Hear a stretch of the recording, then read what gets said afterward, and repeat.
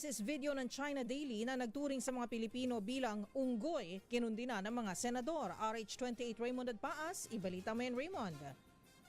Walang puwang sa makabagong panahon ang racism.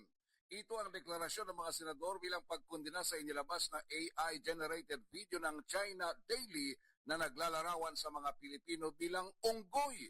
Kasunod ng ika-10 taong anibersaryo ng panalo ng Pilipinas ng Arbitral Award sa West Philippine Sea.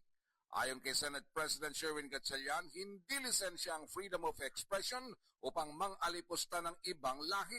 Anumang hindi pagkakaunawa ng dalawang bansa ay dapat nire-resolba sa pagitan ng pag-usap na may respeto. Sabi ni Gatchalian, dapat lang kondenahin ang pang-abuso at pangungutya sa dignidad ng mga Pilipino. Malaki ang responsibilidad ng media sa paghubog ng pananaw ng mga bansa sa isa't isa at hindi ito dapat gamitin sa maling paraan. Para naman kay Senador Francis Kiko Pangilinan, hindi katanggap-tanggap ang racist at mapanghamak na AI-generated video ng China Daily. Hindi ito nararapat sa isang media outlet na kumakatawan sa China.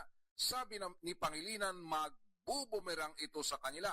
Dahil ang kanilang ginawa, hindi lang ang mga Pilipino ang ininsulto, kundi tiyak maapektuhan ang kanilang naisin na kilalanin bilang isang responsabling leader ng international community.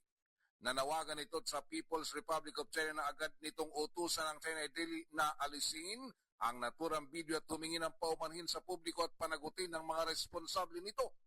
Sabi naman ni Senador Panfilo Ping Lacson, kung unggoy ang turing nila sa mga Pilipino, ano sila? Kung pag-uugali at karakter ang batayan.